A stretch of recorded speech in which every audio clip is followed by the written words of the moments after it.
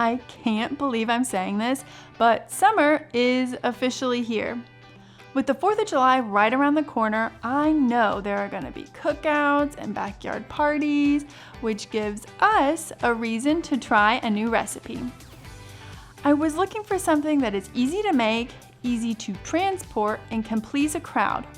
I did some research and found a recipe for Fireworks Blondies, and they look perfect.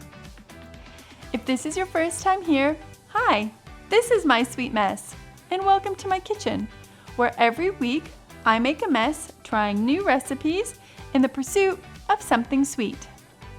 This recipe looks like it's gonna come together pretty quickly. Everything just gets dumped into a bowl and mixed together. Easy peasy. The original recipe uses light brown sugar, but I ran out, so I used a mixture of light brown sugar and dark brown sugar. I have a confession, y'all. I love underbaked cookies.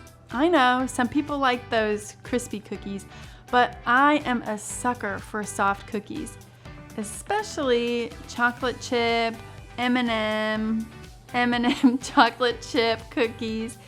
You know, those cookies that are just barely cooked through. That's what I'm looking for. You know the cookies when you pull them out of the oven and you're like, maybe a couple more minutes? No, I want those. Give me the cookies. So I'm excited to try these blondies because I think we can get the best of both worlds. Crispy edge pieces for those crunchy cookie lovers and a softer middle piece just for me. Oh!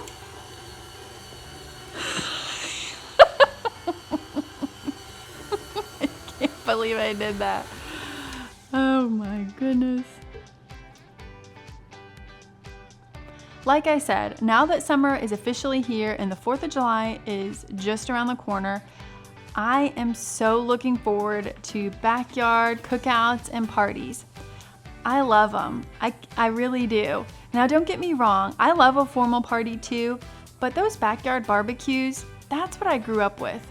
On my street as a kid, during the summer, every family would take turns hosting cookouts, and it was so fun. Even as a little kid, I loved trying all the different dishes that each family brought. Then we'd get to play in the host's backyard, running around barefoot with all the other neighborhood kids. And if we were really lucky, we'd get some pink lemonade. Wink. Oh, that was lame. Okay. I love a nice salty contrast with my cookies, so I added a smidge more salt than what the original recipe asked for. It's just something that my family and I prefer, so if you feel empowered to follow my lead, then by all means do so. If you want to follow the recipe to the letter, that is fine too.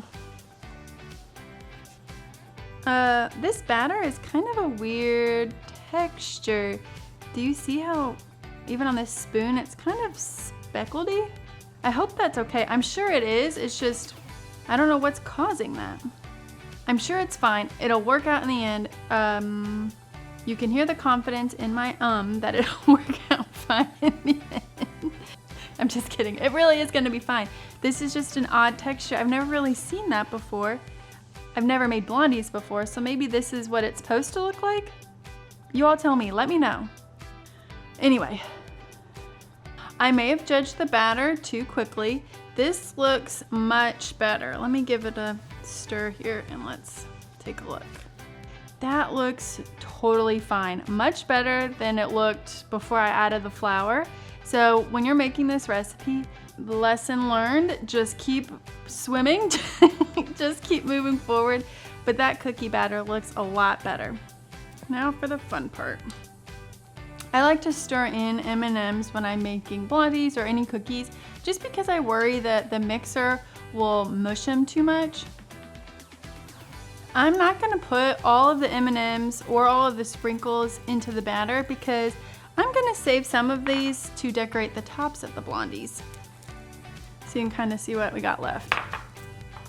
Now, you gotta use your muscles on this part because this dough is thick. Oh my goodness. That looks well mixed, very festive. Goodness, this is some sticky dough. So what I'm trying to do is just kind of get the batter mushed around, and it looks like to avoid that parchment paper from collapsing in on itself, I'm pulling in opposite directions, which seems to sort of be working. It's like a little give and take here. Now it's time to really fix this up. Here's all the tricks that I have. Put your pan on a towel or something to keep your pan from sliding around. The absolute best way I've found to spread difficult dough into the pan is use a flat bottom, clean glass, and sort of push that dough where you want it to go. Come on, man, this is annoying. This is an easy recipe to put together, but apparently we pay for it in the assembly process. The original recipe suggested using a metal pan for this recipe as opposed to like a glass pan. I think it's supposed to help the blondies cook more evenly. Now, I'm just making this for my family, so there is no pressure on this bake. But if I was bringing it to a backyard party, I would probably use one of those disposable foil pans, you know, the ones from the grocery store. While I love a backyard barbecue, I do not love the after-party cleanup. Hence, the easy convenience of a disposable foil pan. I know using one of those, come on man, I'm about to lose my marbles with this. I know using a disposable foil pan doesn't look as cute, but backyard barbecues aren't about being cute.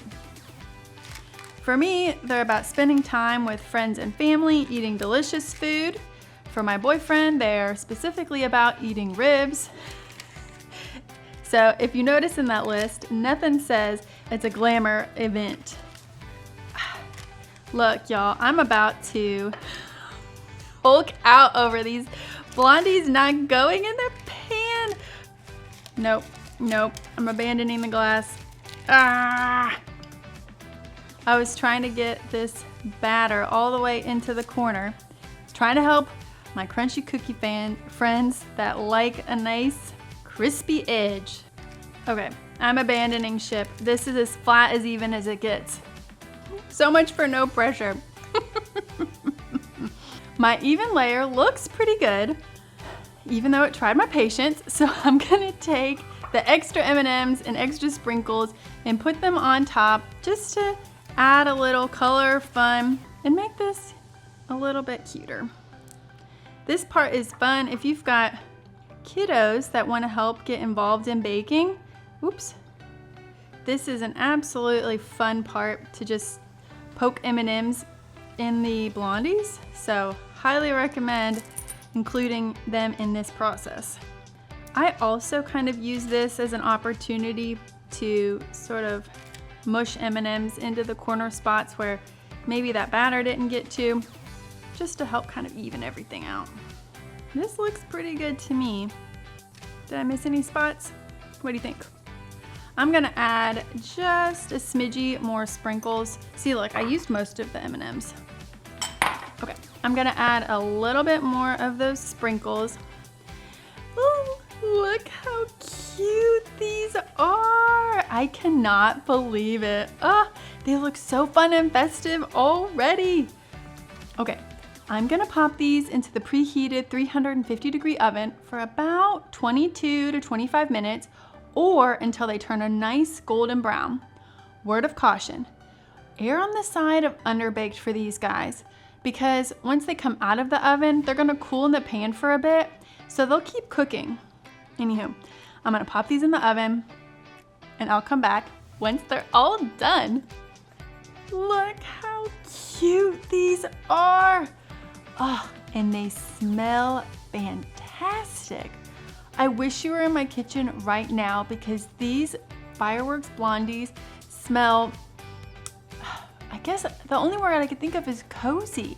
They smell cozy. I don't know how to explain it, but Hopefully you know what I mean. All right, let's give these guys a little taste. These blondies are absolutely delicious. They're soft and a little bit crunchy from the M&Ms and the sprinkles. They've got a nice buttery, salty flavor contrast. I think this blondie recipe is perfect to have in your back pocket. Everything comes together pretty quickly, and you can easily swap out the M&Ms and the sprinkles for different colors to fit the theme of the party, or just to be an everyday, fun, colorful dessert. I am off to find an ice cold glass of milk while I finish off this blondie. Thank you so much for being here with me today. And remember, trying new things is messy, but the end result can be pretty sweet. Have a great rest of your day. Bye now.